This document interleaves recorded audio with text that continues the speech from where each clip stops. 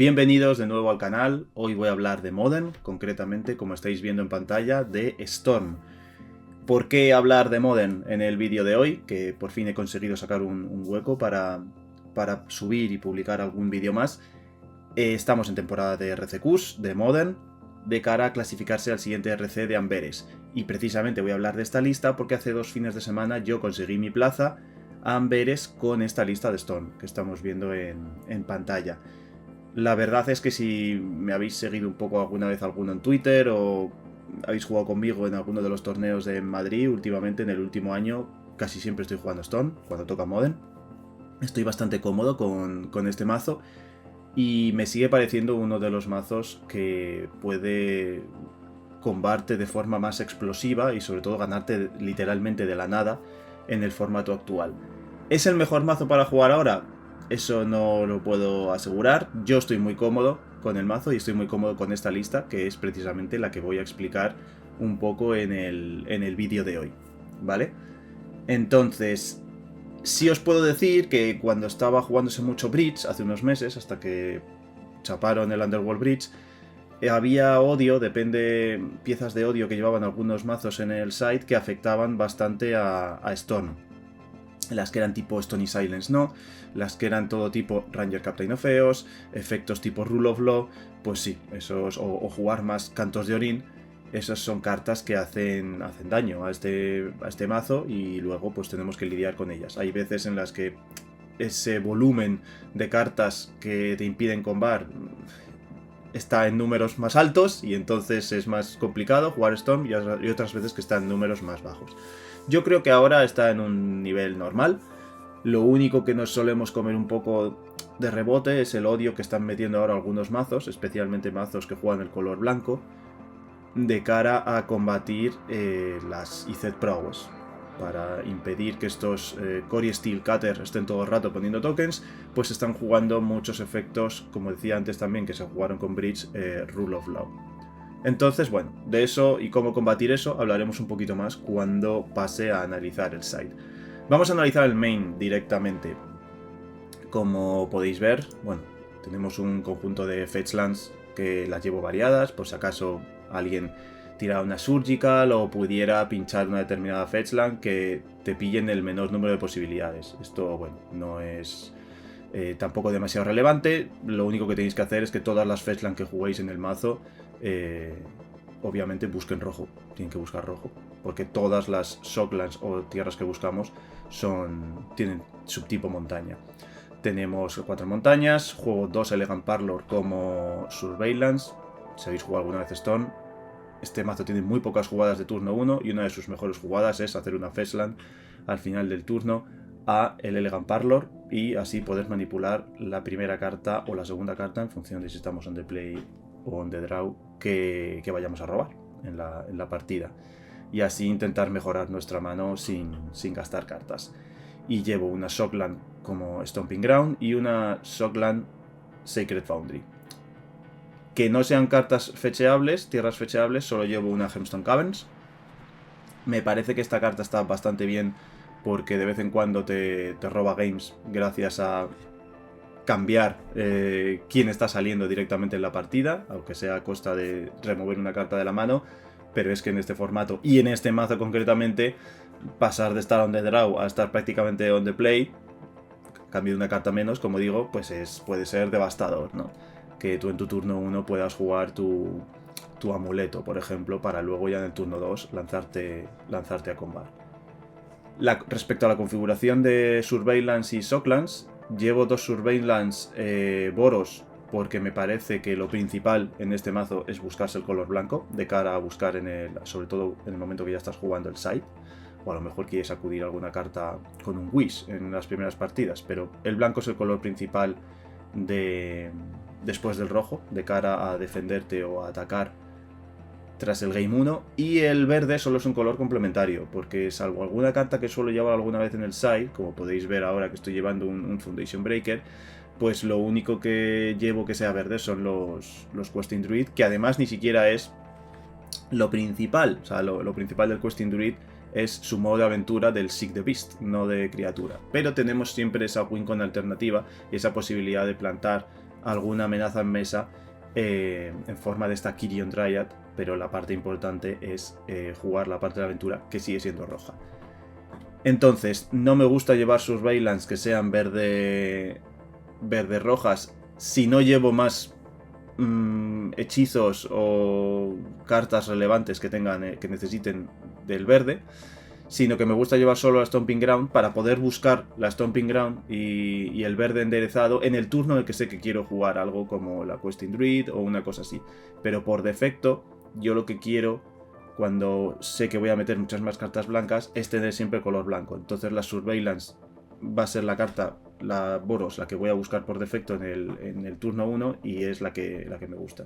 A mí me gusta bastante esta configuración. Hay otras configuraciones que veo a otros jugadores que también tienen su lógica, pero a mí me ha ido bien con esta y la verdad es que estoy contento, no lo he cambiado. Juego 17 lands en total, que realmente es trampa, porque son 20, porque llevo 2 Valakut Awakening como hechizo land y un Shatter Skull Smashing. Esta lista, como podéis ver, está un poquito más enfocada a intentar combar lo más rápidamente posible. De ahí las 2 copias de Strike y Reach, que muchas veces me van a habilitar, especialmente en el Game 1, porque luego en el Game 2 muchas veces las saco fuera para intentar meter ya algunas de las cartas del side, pero me va a habilitar a combar de turno 2, dado que me está rampeando ese turno, haces turno 1, pones con un Strike y Reach un tesoro, y en el turno 2 ya puedes estar bajando un Ral o un Medallion con un ritual y ya tienes ahí la gasolina para empezar a tirar hechizos. Entonces me gusta en el Game 1 este plan de intentar atacar lo más rápidamente posible a nuestros oponentes y asegurarte que ganas el Game 1. No siempre es posible, pero me gusta este plan para el Game 1 en estos mazos. Y luego ya post-side puedes a lo mejor reducir un poco la velocidad porque es más importante llevar algunas cartas que puedan combatir el odio que va a meter nuestro oponente para frenarnos a nosotros, que es rampearte. Entonces ahí ya el rampeo, la velocidad pasa a ser menos importante que tener respuestas a los cambios que haga nuestro oponente en el deck. Voy a comentar ahora ya el resto del mazo, que bueno, cualquiera que ha jugado Storm o que sabéis un poco cómo va el mazo, pues tiene como 3 bloques de cartas y luego con el que ganas. Pero los 3 bloques son los rituales. No me voy a detener a comentar casi nada de estos porque los 4 de Spirit Ritual, los 4 Pyretic Ritual y los 4 Manamorphose es algo que vais a jugar en todos los mazos de Storm, a menos que saquen alguna carta nueva que cambie la configuración de Storm o que saquen un ritual mejor. Y entonces eso podría cambiarlo. Pero a día de hoy estos 12 rituales, como digo, son la gasolina que te da esa explosividad para ponerte a lanzar más hechizos.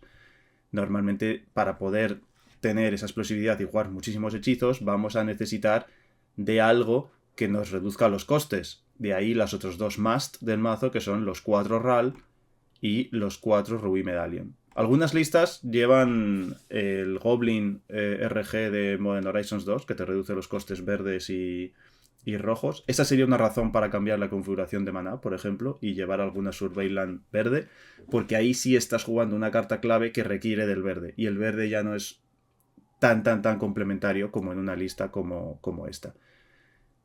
Eso son alguna pieza adicional para conseguir esa función, pero vamos, como mínimo tenéis que jugar 8, como se está jugando en esta lista, y que son a día de hoy los 4 Ral y los 4 Ruby Medallion. Y el siguiente bloque de cartas importante para poder avanzar en el mazo son las cartas que nos dan la ventaja de cartas. No es robando cartas en este caso, sino exiliando las cartas del top para seguir avanzando y seguir jugando las cartas. Y ahí está el siguiente bloque de 12 cartas, que igual que llevamos 12 rituales, pues 4 Reckless y 4 Ren Resolve, que hacen literalmente lo mismo, aunque se llamen distintos, son 8 cartas que hacen lo mismo, y las 4 Questing Druid, que hace un efecto muy parecido, pero en este caso es un poco diferente, y aquí sí me voy a detener a comentar la Questing Druid, porque es una de las insignias prácticamente de esta lista que os estoy poniendo en pantalla respecto a otras listas de Storm.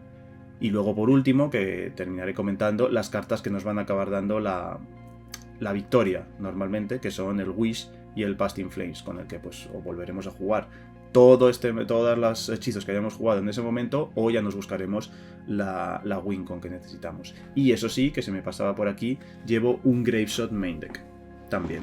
Ahora hablaré del Gravestone Main Deck, voy a hablar primero de la Questing Druid y luego ya termino con las Wincons antes de pasar al banquillo. La Questing Druid.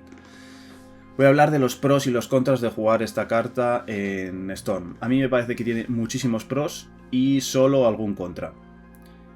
Voy a empezar por lo malo, ¿no? Que nos den antes las malas noticias y luego hablamos de las buenas. ¿Cuáles son los contras? El principal, que no podemos darle flashback con el Past in Flames. Es decir, si necesitamos luego seguir indagando, pues los Reckless o los Unresolved, pues al darles flashback vamos a poder seguir buscando nuevas cartas, pero eso no va a pasar con la Questing Druid. Entonces, esto sí es un contra a tener en cuenta. Y el otro contra es que nos está viendo una carta menos que otra carta que se suele jugar, que es el Glimpse the Impossible. Este Sorcery de coste 3, que nos deja jugar 3 cartas hasta el final del turno, las 3 que exiliamos, y las que no hayamos jugado nos deja un Eldrazi Spawn. Claro, si vamos muy justos y necesitamos ver el mayor número de cartas posibles, pues estamos viendo una carta menos con el Questing Druid que con el Glimpse. Pero tiene ahora otros muchos pros que creo que hacen que sea una carta mejor que el Glimpse en líneas generales. La principal razón, que el Seek the Beast que podemos jugar con el Questing Druid es instant. Esto es un mundo aparte. ¿Por qué es un mundo aparte? Nos ayuda a poder estar indagando en el mazo como con los Reckless Impulse y los Unresolved, pero no en nuestro turno, en el turno del oponente. Esto es buenísimo contra mazos de base azul o mazos que lleven counters, porque en vez de jugar en nuestro turno y que nos tire el counter y luego él poder volver a enderezarse y bajar una Wincon o volver a quedarse abierto al siguiente counter al hechizo que juguemos, nosotros podemos lanzar el cebo al final de su turno de jugar esta carta. ¿Se quiere girar para jugar el counter? Pues nos puede dar mucha información, que se gire o no, o a ver qué hechizo o que nos deje resolver. Porque si solo tiene un counter y nos tira el counter ahí, pero con eso se gira, y ahora a la vuelta nosotros enderezamos, pues podemos combar directamente. Entonces muchas veces nadie se va a arriesgar a eso, así que entonces vas a resolver sí o sí la Questing Druid. Que sea instant tiene además 2 ventajas adicionales. Otra ventaja adicional es que he dicho antes que se está jugando mucho odio tipo Rule of Law, que nos impide jugar más de un hechizo por turno. Pues esto es increíble al ser instant, porque claro, si nosotros jugamos un Reckless o un hechizo de este tipo en nuestro turno, para poder buscar la respuesta o poder avanzar, ya no podemos jugar nada más en el turno. Pero aquí ahora sí, ahora podemos jugar otra cosa porque el Questing Druid lo podemos jugar, el Seek the Beast en este caso, lo podemos jugar en el turno del oponente, a ver qué pasa, si se resuelve, si no se resuelve, y a lo mejor con las 2 cartas con las que estamos revelando con el Questing Druid podemos encontrar la respuesta, que podremos jugar en nuestro turno. Entonces, si no es la respuesta y es otra carta para poder seguir buscando la respuesta o seguir avanzando o bajar un Ruby Medallion, lo podemos jugar en nuestro turno, pero podemos estar jugando un hechizo en el turno del oponente y un hechizo en nuestro turno. Es decir, contra muchas cartas de odio que meten algunos mazos, el que sea la velocidad de instant es maravilloso en este caso. Y la velocidad de instant es aún más maravilloso en la tercera razón por la que a mí me gusta mucho. Y es muchas veces cuando vamos muy cortos de hechizos, por ejemplo para el RAL, habréis visto que el jugador de Storm que tenéis delante estaquea hechizos y triggers del RAL en la pila. Eso normalmente es porque no quiere arriesgarse a fallar luego las monedas y que el RAL no se dé la vuelta. Y si tienes múltiples hechizos en la mano, pues bueno, antes o después vas a aceptar la moneda. O a veces no, pero por lo general la estadística te dice que sí. Pero muchas veces vas a poder tener muy pocas tiradas, porque no te va a dar el maná, porque no tienes más hechizos, porque tu oponente te ha contrarrestado los primeros hechizos de indagar en el mazo y entonces ahora ya vas muy corto y necesitas sí o sí maximizar las posibilidades de que el RAL se gire, se dé la vuelta con el menor número de hechizos. Entonces muchas veces estaqueas los hechizos. ¿Por qué los estaqueas? Porque el RAL cuando se da la vuelta va a entrar con un contador más por cada instant y sorcery jugado este turno. Pero no instant o sorcery que se haya resuelto. Es decir, que yo puedo jugar el Ren Resolve y con el Ren Resolve en la pila y el trigger del RAL en la pila, jugar otro Pyretic Ritual y un Manamorphose. Y entonces así tengo 3 hechizos más. Y si ya iba por 5 hechizos, o sea, si ya iba, por ejemplo, entra con 2, necesitas jugar 6 hechizos. Si ya iba por 3 hechizos, más otros 3 que tengo en la pila, con que se diera la vuelta en cualquiera de esas monedas, ya va a entrar con los 8, el RAL. Entonces, poder responderse a uno mismo con los hechizos nos da esta posibilidad de que el RAL se pueda girar muy rápido y con muy pocos, o sea, maximizando los hechizos que tienes y las posibilidades que tienes. No lo vas a poder girar con el menor número de hechizos posibles. Y esto te lo habilita que tus hechizos sean instant. Si todos son sorcery, no vas a poder responderte a ti mismo. Tendrás que resolver el Reckless Impulse, tendrás que tirar la moneda, luego tendrás que jugar otro sorcery. Eso hace que el Glimpse sea una carta bastante mala de cara a dar la vuelta al RAL, pero que el Questing Druid la cosa cambie. Porque sí nos podemos responder a nosotros mismos. Incluso podemos utilizar la carta para salvar al RAL de un removal. Nosotros tenemos el RAL, estamos abiertos, tenemos una serie de manás y vamos a intentar darle la vuelta. Así que vamos a empezar jugando un Reckless Impulse. Nuestro oponente nos tira el removal.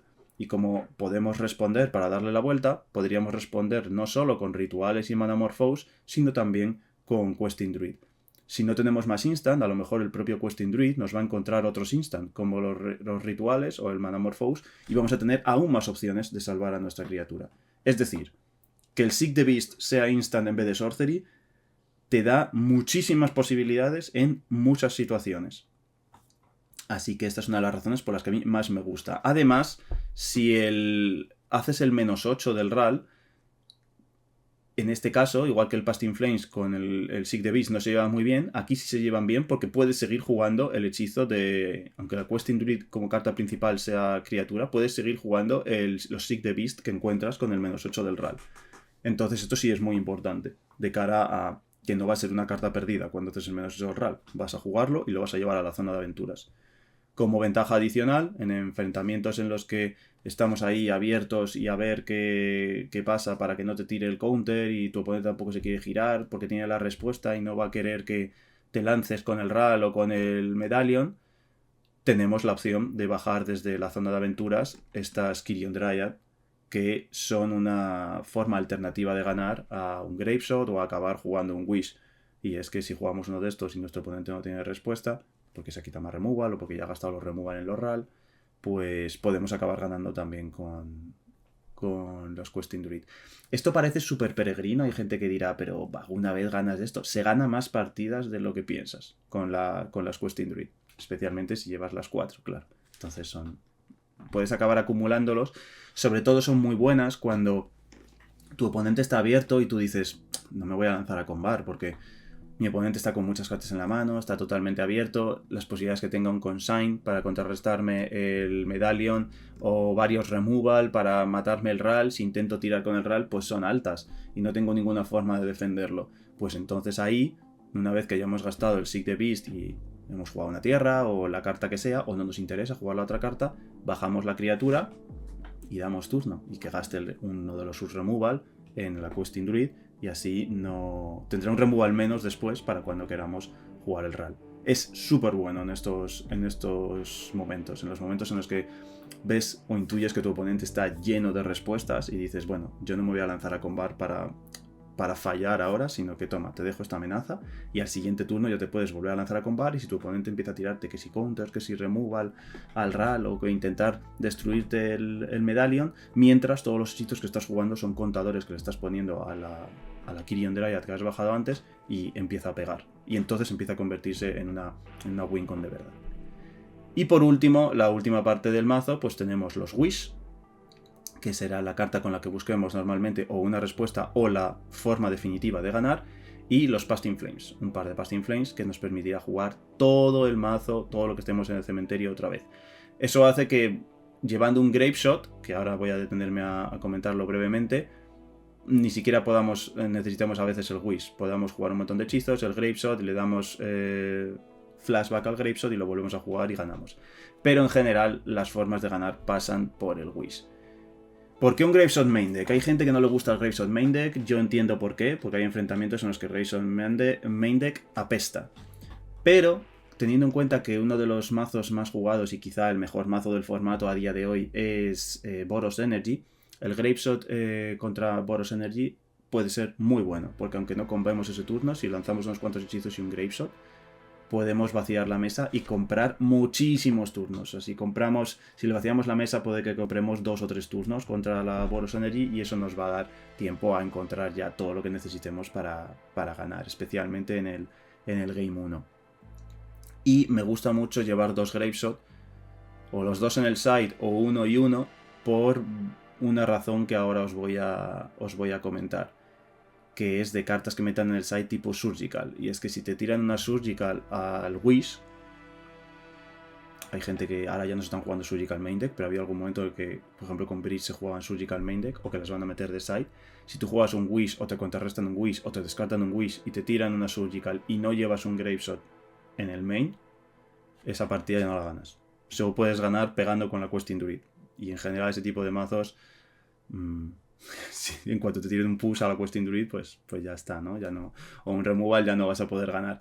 Entonces eso sí es un problema. Es un problema muy gordo. Entonces, contra todo lo que pueda haber efecto tipo Surgical o los cerebros, estos que juegan a veces, la Tron de Brothers War, Stone Brain, si te dicen el Wish y no llevas un Graveshot main, sino que solo llevas un Graveshot en el side, ya no vas a poder ganar con bando, solo pegando con las Questing Druid. Esto es muy importante. Y entonces diréis, bueno, pues puedes jugar 2 Graveshot en el side, ¿no? Como digo, teniendo en cuenta que uno de los mejores mazos es un mazo de bichos, lo estoy jugando main. Si todos los mazos que se jugaran ahora mismo en el formato fueran de combo o control, pues quitaría el Graveshot main y si a lo mejor jugaría 2 Graveshot en el side. Y si intuyo o veo, porque es Open Decklist, que mi oponente lleva Surgical o efectos de extirpar, pues entonces meto un Graveshot en el main. Pero tal y como está el formato ahora, no me molesta este Graveshot en el main. En muchos de los casos, hay algunas veces que pues lo vas a levantar en los primeros turnos con un Reckless y vas a decir, ¿qué hago con esta mierda, no? Pero bueno, no me parece tampoco un drama, y llevar uno es ok, como digo. Porque Boros Energy es el mejor mazo. Y después, para terminar el main deck, voy a comentar los Valakut Awakening y el Shattered Skull Smashing, que nada, pues eran las 3 tierras adicionales que me van a dar una opción extra para no fludearme o para jugarla en un determinado momento. Los Valakut Awakening son súper buenos en el mazo. Cuando los levantas con un -8 del RAL, pues todas las cartas malas que tengas en la mano, que hayas robado antes con un Manamorphose, porque claro, hay que jugar, antes de jugar el Valakut Awakening, si tenéis Manamorphose, siempre hay que jugar los Manamorphose, para tener toda la información adicional. Robáis todas las cartas posibles, y después el último hechizo que jugáis para cambiar vuestra mano es el Valakut Awakening. Si la carta que habéis robado es buena, pues la seguís jugando. Si no es buena, tenéis otra carta más para cambiar y mandar al bottom y robar una carta adicional. Y esto puede ser muy clave, así que esto, sea la situación que sea, tened en cuenta que siempre los Manamorphose o las cartas de levantar más cartas hay que jugarlas antes que el Valakut Awakening, para luego maximizar el poder que nos va a dar. Y el Shattered Skull Smashing viene a ser una montaña que entra por 3 vidas enderezada. No te puedes permitir jugar muchas más, porque tampoco puedes estarte aquí picando de 3 en 3, que eso puede significar un turno más, un turno menos, de cara a poder indagar en el mazo, o si te han contrarrestado o destruido alguna de las formas de combate rápido. Y 3 vidas son muchas. Así que llevo solo una.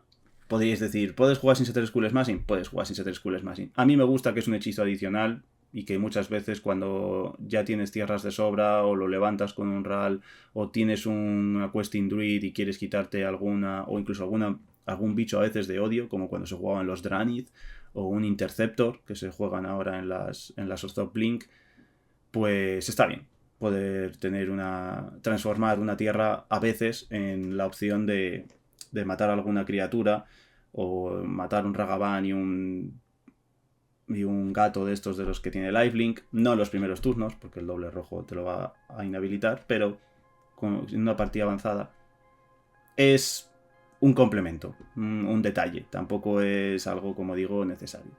Vamos a pasar ahora al side, que me parece más interesante comentar aquí algunas cartas, porque al final el side, algunas cartas las vamos a jugar después de los Games 1, depende contra lo que estemos jugando, pero muchas de ellas son un toolbox que solo vamos a jugar con los Whis. Voy a empezar por los 4 cantos de Orín. Los 4 cantos de Orín para mí son inamovibles. Algunas listas juegan solo 3 cantos de Orín. Yo no estoy nada de acuerdo con esto. A mí me parece que hay que jugar los 4 cantos de Orín. Son buenísimos en mirrors, obviamente.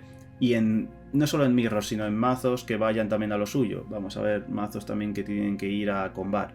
Ahora, por ejemplo, se está jugando mucho la Grisoalbrand. Pues en respuesta a que quieran jugarte o a uno de los hechizos que juegue, puedes jugar el canto de Orín, sabes que no te va a combar o que no va a poder bajar el Griselbrand ese turno, si respondes con el canto de Orín al alosaurio, y luego tú a la vuelta podrías combar. A la vez, como esos mazos también llevan counters, también sirve para protegerse. Si él no ha combado muy rápido, no se lanza a combar rápido y crees que puede estar ahí aguantando el consign o un pacto para luego el combate después, pues puedes hacerlo en tu turno y así lanzarte a combat libremente. Es decir, y luego ya no digamos con los mazos con counters. Entonces los cantos de Orín para mí son esenciales para muchas veces para atacar los combos que quieran ir también explosivos como tú, como para defender tu combo.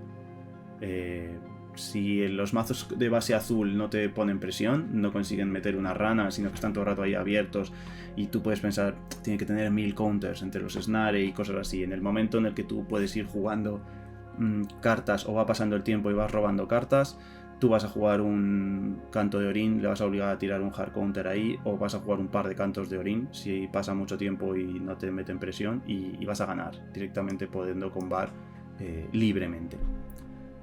Las marchas, llevo 3 marchas. Estas cartas casi nunca las dejo en el side y las meto precisamente después del Game 1 para combatir la variedad de piezas de odio que pueda llevar ese mazo.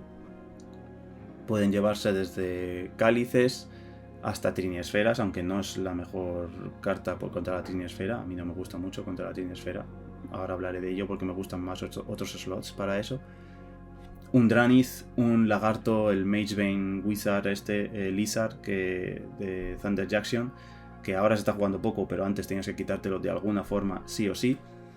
Y Dumping, Deafening Silence, High Noon, o sea, se lo lleva todo prácticamente lo que puede meter, o incluso Rest in Peace o cartas que te ataquen, que quieran evitar o cancelar tu cementerio.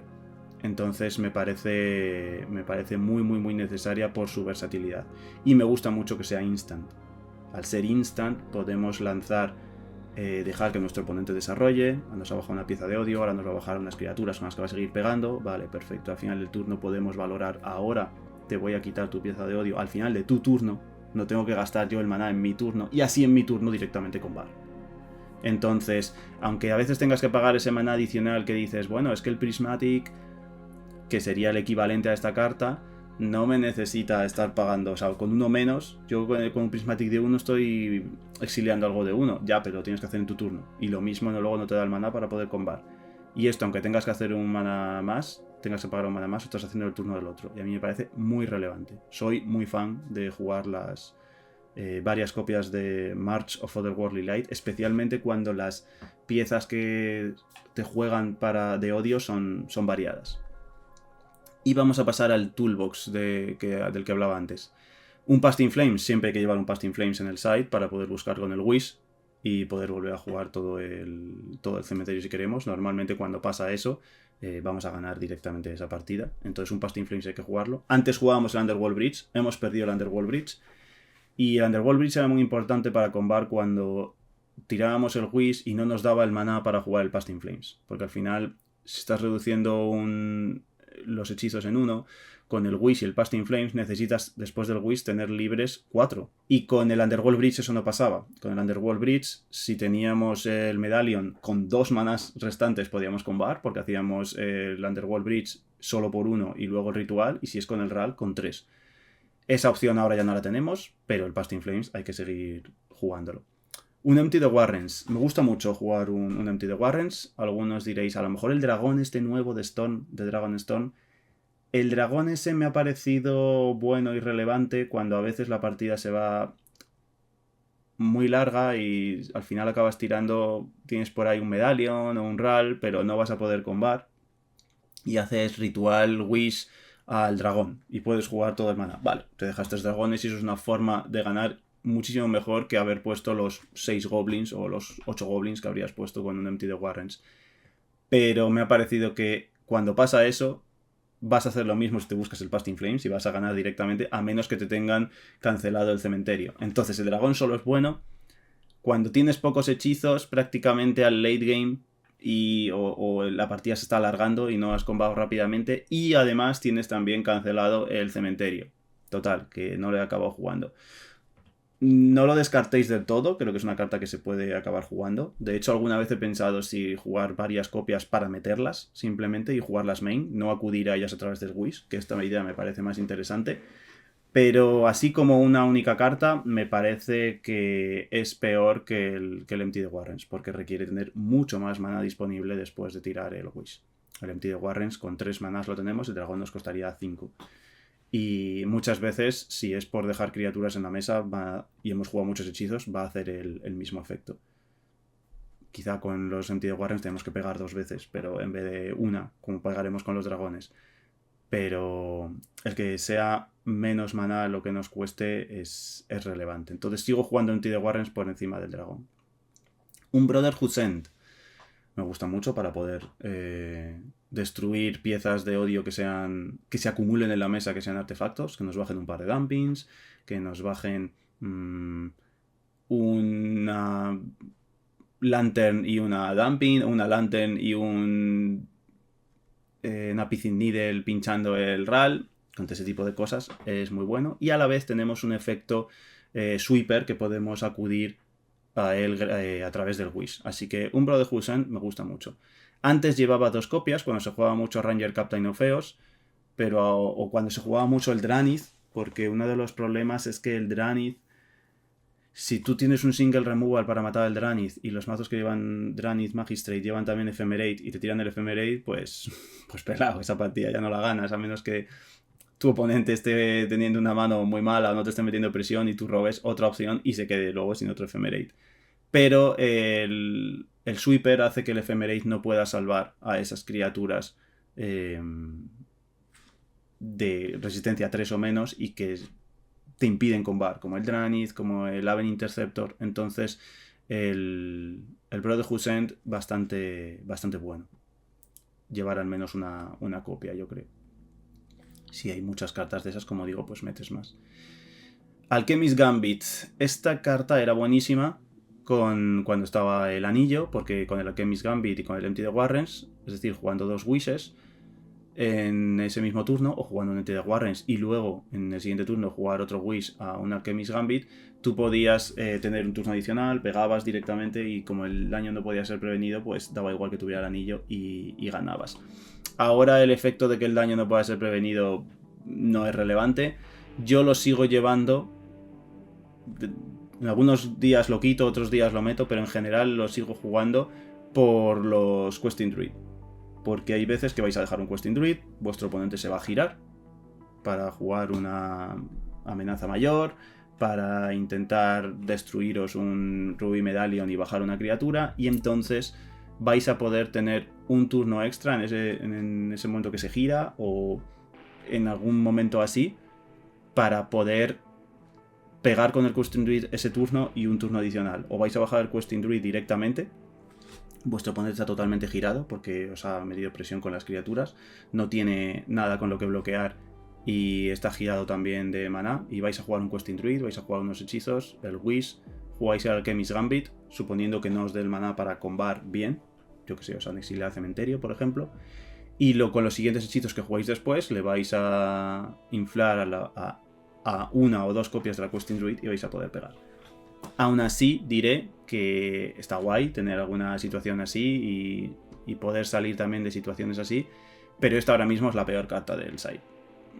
Si queréis cambiar o queréis meter cualquier otra cosa, tened en cuenta que Alchemist Gambit a mí me parece la peor carta del site ahora mismo. Y alguien dirá, ¿peor que el Galvanic Relay? Que es la siguiente que voy a comentar. Pues el Galvanic Relay a mí me gusta bastante en unas situaciones que os voy a comentar ahora. Me parece bueno en lo que sería guerras de counters nosotros no tenemos counters, pero o turnos en los que nuestro oponente está abierto, tiene muchas respuestas en la mano y nos ha acabado poniendo la zancadilla tanto que no vamos a llegar a combar. No vamos a llegar a combar porque hemos jugado el primer medallion, nos han tirado un counter, o después de jugar el hechizo, después del primer medallion, nos han destruido el medallion, entonces hemos tenido que bajar otro medallion. Al gastar esos 2 manás del segundo medallion ya no nos va a dar para combar, o nos han incluso destruido otra cosa y nos han tirado también una Surgical entre medias, y entonces ya tampoco voy a poder acudir a jugar un Past in Flames. Este tipo de situaciones que se dan, situaciones en las que te han tirado más de un counter en el mismo turno, te han tirado un Consign y un Spell Snare a un ritual y ahora dices, puedo hacer otro RAL y un ritual, pero ¿y ahora qué hago? Ya me voy a quedar sin maná, o me han atacado el cementerio y mientras me han exiliado el cementerio con un Anihil y me han tirado un counter al medallion, puedo jugar otro medallion. Todo este tipo de situaciones, ahí es donde el Galvanic Relay puede ser muy bueno, si podemos acabar con un Wish. ¿Por qué puede ser muy bueno? Porque si no vamos a conseguir combar y no nos da el maná para hacer un Wish y un Empty the Warrens, ¿vale? Ya sea porque en respuesta nos han petado o nos han destruido un RAL o el Medallion, o porque después de todo eso, aunque conservemos el RAL y el o un RAL o un Medallion, solo nos quedan 2 manás y no 3, que es lo que necesitaríamos para Empty the Warrens. Entonces, ¿qué hacemos? Perdemos el turno directamente, toda esta guerra de hechizos, ni siquiera aprovechamos los hechizos que ha jugado nuestro oponente para frenarnos a nosotros, hemos perdido el Medallion, hemos perdido parte del cementerio, los hechizos y los rituales que teníamos en las manos, y ahora ¿para qué? Para nada. Pues ahí es donde el Galvanic Relay es muy bueno. Cuando invertimos los hechizos que se han jugado ese turno y no hemos podido combar en asegurarnos prácticamente combar al siguiente turno, porque todos los hechizos que se hayan jugado al tener Storm, los nuestros y los de nuestro oponente, los removals o counters que nos ha tirado, los vamos a aprovechar en tener una carta extra para el siguiente turno. Entonces aquí es donde me gusta mucho Galvanic Relay. ¿Es una carta, es un must, es una carta que busco todas las partidas? No, obviamente no, porque no en todas las partidas se da este tipo de situaciones. Pero en esta situación me parece muy bueno. Acaba siendo desistir de intentar combar, porque a lo mejor es muy difícil. A lo mejor podemos intentar combar, pero tenemos que levantarnos un ritual sí o sí con el siguiente Rend Resolve, y si no hemos perdido todo el turno, pues mira, no te arriesgues, no hagas eso, haz el Wish, te quedan 2 manás y con los 2 manás que te queden haces el Galvanic Relay. Te haces un Galvanic Relay de 6, de 7, de 8, te exilias 8 cartas que puedas jugar el siguiente turno, y todas las cartas que se han gastado este turno, la interacción que se ha gastado tu oponente ya no la va a poder tener para el siguiente turno, tendrá que tener más, ¿no? Y si no, ya nos hemos quitado de esos counters o de esos removal que acumulaba en la mano y hemos aprovechado todos los hechizos rituales que hemos perdido nosotros, que ya no tendremos para el siguiente turno, en más cartas para el futuro. Entonces, no es que sea, como digo, una carta que busques todo el rato, pero en estas situaciones me parece devastadora y me parece muy buena. Así que a mí me gusta bastante esta carta, mucho más que el Alchemist Gambit. Por eso digo que si hay que quitar una carta ahora mismo de este site, el Alchemist Gambit, que sea vuestro primer target, si queréis meter otra cosa. Otro Graveshot, como he dicho antes, hay que jugar un Graveshot sí o sí en el site, igual que el Past in Flames, para acudir a él con un Wish y ganar directamente en ese turno, cuando nos hemos lanzado a jugar hechizos, o a veces solo para vaciar la mesa y comprar turno, si no tenemos suficientes hechizos para matar, pero un Graveshot en el side hay que jugar para finiquitar la partida, y ya os he explicado antes, con los efectos de extracción, a mí me gusta jugar en la lista 2 copias de Graveshot, o las 2 en el side, o una main, una side, como estoy jugando en esta lista. Un Shattering Spree, otra opción tipo Brotherhood Send para destruir múltiples copias de odio tipo artefacto, pero este tiene una ventaja y es que podemos acudir con el Wish directamente a destruir una Dumping. Una Dumping ya nos costaría uno más, ¿vale? O una pieza que queramos por un único maná, en vez de tener que ir ya a los 3 manás del Brotherhood Send. Entonces me gusta el 1 por copia de Shattering Spree para destruir odio tipo artefactos. Y la última carta, que esta sí la jugué el fin de semana pasado y cuando gané, y no la estaba jugando antes, que es un Foundation Breaker. ¿Por qué un Foundation Breaker? Bueno, estaba buscando una carta que destruyera encantamiento y artefacto a ser posible también, porque sustituí el Brotherhood Send, el segundo Brotherhood Send, por el Foundation Breaker, pero que se pudiera saltar el Deafening Silence. este efecto Rule of Law por un único maná que te impide jugar más de un hechizo que no sea criatura en el turno. ¿Qué hacía esa carta? Esa carta, el problema es que no podíamos acudir a una marcha o a una carta que pudiera destruir encantamiento, como un Huertear, que he llevado también a veces en el side, con un Wish, porque ya hemos jugado el hechizo que es non-creature de ese turno. Pero jugando algo, como el Wish nos permite jugar cualquier carta, llevando algo que destruya artefacto, o en este caso encantamiento, que sea criatura, sí podemos utilizar el Wish en destruir un Deafening Silence. Y esta es la razón por la que jugaba el Foundation Breaker, porque las Boros Energy estaban jugando últimamente bastantes copias en los últimos meses, bueno, en los últimos 2-3 meses han jugado muchas copias de Deafening Silence. Y muchas veces decías, tengo aquí el Wish, pero ahora ya no puedo jugar nada con el Wish y tengo sí o sí que robarme o que encontrar una marcha. Bueno, pues con esta carta no. Con esta carta todos los Wishes se convierten en una forma de destruir un Deafening Silence. Voy a comentar algo más.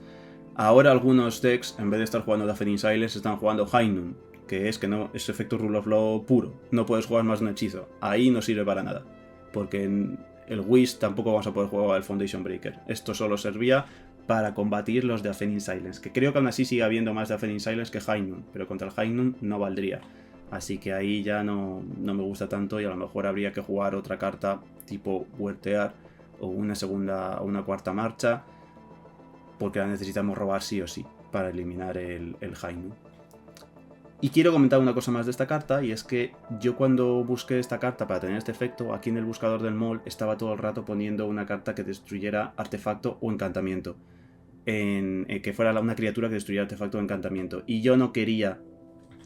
o sea, no busqué que destruyera solo encantamiento. Y cuando publiqué la lista, en Twitter me dijeron, ¿y por qué no el Whismer? Que es esta carta de aquí, que he dejado aquí guardada. Bueno, pues yo no había pensado en esta carta, la verdad, cuando busqué esto, porque como os he dicho, como sustituí el Brotherhood End, busqué una carta que destruyera artefacto o encantamiento. Entonces, es verdad que me quedo un poco corto de destruir artefactos con las cartas que llevo en el site si meto el Whismer en vez del Foundation Breaker. Pero es que el Whismer sea por un único blanco, haciendo la misma función del Shattering Spree, poder destruir un encantamiento por un único maná, y además que sea color blanco en vez de color verde, que como he dicho con toda la base de maná, es mejor que las respuestas sean blancas a que sean verdes, o las cartas clave que quieres jugar en determinados momentos, pues eso hace que el Whismer me parezca mejor carta que el Foundation Breaker de cara a destruir el Deafening Silence. Si solo lo llevamos por el Deafening Silence. Si necesitamos destruir el Deafening Silence, pero también queremos seguir llevando otra cosa que destruya artefacto, pues entonces el Foundation Breaker es la opción que tenéis, yo creo. A mí aquí, como digo, se me queda corto el número de cartas que destruyen artefactos. Si esto lo convierto en un Whismer, tengo el Shattering y el Brotherhood's End, y luego eso sí, tendría las marchas. Pero si por ejemplo los artefactos que me quiero quitar son cartas tipo Trinesfera, la marcha no es muy buena. Y ahí sería mucho mejor un Foundation Breaker, ¿no? Que por un mana menos voy a poder destruir la Trinesfera. Y entonces no tenía ahí eso muy claro, pero os voy a decir que el Whismer es mejor carta que el Foundation si es solo por el Deafening, así que tenedlo en cuenta. En función del odio que esperéis, de los mazos con los que esperéis, si esperáis más tipo el Drazi, más cosas así, lo mismo es planteable jugar el Foundation Breaker. Si lo que esperáis es mucha Boros Energy con Deafening Silence, olvidaros del Foundation Breaker y meted el Whismer, porque a mí se me olvidó esta carta cuando utilicé esto, porque solo petaba encantamiento y es mejor carta. Y hasta aquí el vídeo, no quiero que se alargue más, creo que ya me he enrollado muchísimo hablando del porqué de esta configuración y de esta lista que he jugado yo y con la que estoy muy cómodo. Muchas veces estoy ahora cambiando y cambio un poquito y al final siempre acabo volviendo prácticamente a este core, a esta lista que estoy jugando mucho desde el último año, a la que llegué desde hace ya unos meses y con la que estoy muy cómodo. Así que espero que algunos de estos comentarios o reflexiones os sean útiles, y si os animáis en los RCQs que quedan para clasificarse Amberes a jugar Storm y a jugar esta lista, pues mucha suerte y que os vaya muy bien, y espero que os guste la configuración. Así que nos vemos en futuros vídeos. Hasta luego.